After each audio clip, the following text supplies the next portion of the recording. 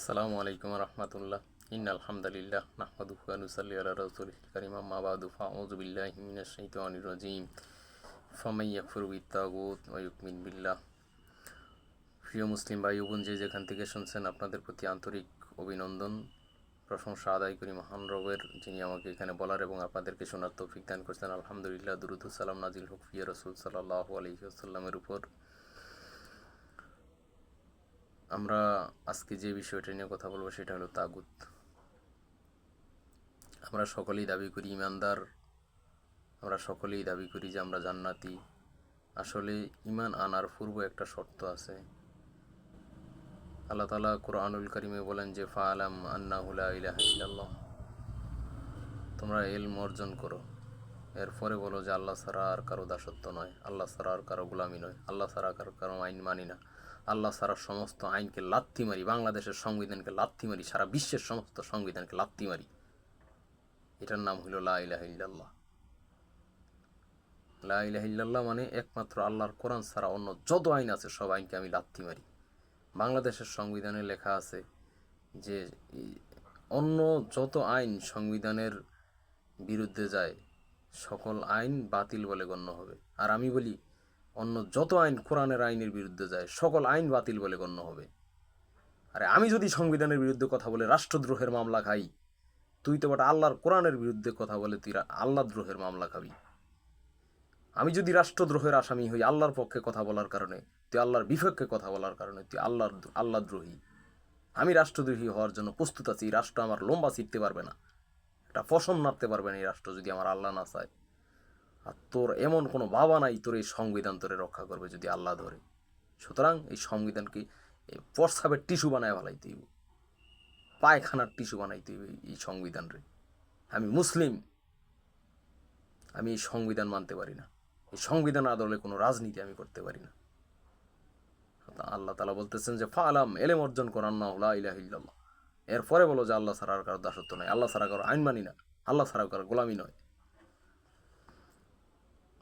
আমাদের মাদ্রাসাগুলোতে অনুবাদ করা হয় আল্লাহ ছাড়া কোনো মাহবুদ নাই। এটা আবার কোন ধরনের অনুবাদ? মাহবুদ শব্দ তো আরবি রয়ে গেল, তাইলে অনুবাদ হইল কি করে?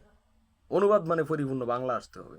আল্লাহ ছাড়া কারো আইন মানি না, আল্লাহ ছাড়া কারো বিধান চলবে না, আল্লাহ ছাড়া কোনো কারো দেওয়া কোনো সংবিধান মানি না আমরা। ডক্টর কামালের সংবিধানকে লাথি মারি, শেখ মুজিবের সংবিধানকে আমরা প্রস্তাব করি, অন্য কারো সংবিধানকে আমরা পায়খানা করি। সুতরাং এসব সংবিধানের তোয়াক্কা আমরা করি না। যেটা বলার সেটা হইল যে আল্লাহ ছাড়া কারো দাসত্ব নয়, আল্লাহ ছাড়া কারো আইন মানি না, আল্লাহ ছাড়া কারো হুকুম চলবে না। এটা হইল লা ইলাহা ইল্লাল্লাহ।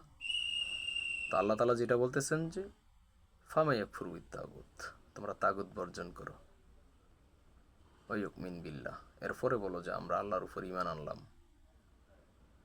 আল্লাহ বলতেছেন আগে তাগুত বর্জন করো, এরপরে আল্লাহর উপর ঈমান আনো। আমরা তাগুত সম্পর্কে জানি না, তাগুত কাকে বলে। তাগুতের 4টা স্তর। তাগুত শব্দের অর্থ বিদ্রুপ, বাড়াবাড়ি, অতিরঞ্জন, জোর জবরদস্তি, এগুলো তাগুত শব্দের অর্থ। তো আল্লাহ তাআলা বলতেছেন যে তাগুতকে বর্জন করো। তাগুতের 4টা স্তর আছে। 1 নাম্বার স্তর, তাগুত মানে হইল যে আল্লাহর আইন মানে না, সে তাগুত। তাগুতের 2য় স্তর, যে আল্লাহর আইন মানতে দেয় না, সে তাগুত। 3য় স্তর, যে আল্লাহর বিরুদ্ধে আইন তৈরি করে, সে তাগুত। 4র্থ স্তর, যে আল্লাহর বিরুদ্ধে আইন তৈরি করে সে আইন মানতে জনগণকে বাধ্য করে, সে তাগুত। এখন 1 নাম্বার হইল যে আল্লাহর আইন মানে না, সে তাগুত। বাংলাদেশ সংবিধান আল্লাহর আইন মানে না। আল্লাহ তাআলা বলতেছেন যে আল্লাহর আইন মানে না, সে তাগুত। আর বলতেছেন যে তাগুতকে বর্জন করে এরপরে আল্লাহর উপর ঈমান আনো। সুতরাং তাগুত বাংলাদেশ সংবিধানকে বর্জন করতেই হবে, তারপরে আল্লাহর উপর ঈমান আনতে হবে, আপনি মুসলিম হতে হবে। দ্বিতীয় কথা কি? দ্বিতীয় কথা হইল আল্লাহর আইন মানতে দেয় না, সে তাগুত। বাংলাদেশ সংবিধান সহ বাংলাদেশের সমস্ত শাসক গোষ্ঠী তাগুত। স্বাধীনতার পর থেকে এখনো পর্যন্ত যত শাসক আসছে প্রত্যেক কয়টা তাগুত। প্রত্যেকে নিজস্ব আইন তৈরি করছে এবং আল্লাহর বিরুদ্ধে সেই আইন মানতে জনগণকে বাধ্য করছে। 1 নাম্বার স্তর, যে আল্লাহর আইন মানে না। 2 নাম্বার, যে আল্লাহর আইন মানতে দেয় না। আমরা যে আল্লাহর আইন মানব সেই সুযোগ আমাদেরকে দেওয়া হয় নাই। সংবিধানের দোহাই দিয়ে আমাদেরকে জঙ্গি, ফরগাসা, এই সেই বিভিন্ন ট্যাগ দিয়া আমাদেরকে দমন পীড়ন করে রাখা হয়েছে। তারা তাগুত। 3 নাম্বার কি? আল্লাহর বিরুদ্ধে আইন তৈরি করে। তারা এই সংবিধান মানে আল্লাহর বিরুদ্ধে আইন তৈরি করছে। চতুর্থ কি? যে সে আইন মানতে জনগণকে বাধ্য করে। তারা এই সংবিধান জনগণের উপরে চাপায় দিছে। এই সংবিধানের আল্লাহদ্রোহী আইন জনগণকে মানতে বাধ্য করছে। সুতরাং তারা তাগুত। এই তাগুতের সাথে যুক্ত কোনো রাজনৈতিক দল, সেটা ইসলামী হোক আর অন ইসলামী হোক, তারা মুসলিম হতে পারে না। তারা এই সংবিধানকে লাথি মারতে হবে, এই সংবিধান ছুঁড়ে ফেলতে হবে, এরপর বলতে হবে যে আমি আল্লাহর উপর ঈমান আনলাম। আল্লাহ বলতেছেন যে ফামাইয়াক পূর্বী তাগুত, তাগুতকে বর্জন করো। আর তাগুত হচ্ছে এই সংবিধান, তাগুত হচ্ছে এই সংবিধানের যারা তাবেদার, তাগুত হচ্ছে এই সংবিধানের যারা লেখক, তাগুত হচ্ছে এই সংবিধানের যারা ধারক বাহক, তাগুত হচ্ছে এই সংবিধানের যারা রক্ষক বক্ষক। এই তাগুতকে বর্জন কর, তারপরে ঈমান আন। আপনি তাগুত বর্জন করবেন না, ঈমান আনবেন, এত সস্তা কথা। আল্লাহর কথার দাম নাই, আল্লাহর রাসূলের কথার দাম নাই। আপনি তাগুত হয়ে বসে আছেন, নিজেকে ঈমানদার দাবি করেন মানে? এসব তাগুতি সিস্টেম, গণতান্ত্রিক রাজনীতি। আরে আল্লাহ তাআলা বলতেছেন যে কুলিল্লাহুম্মা মালিকাল মুলক, সমস্ত ক্ষমতার মালিক আল্লাহ। আর সংবিধান বলতেছে সমস্ত ক্ষমতার মালিক জনগণ। এরপরেও আপনি সংবিধানের আদলে থেকে কি করে মুসলিম হতে পারেন? সুতরাং সতর্ক, সাবধান হন।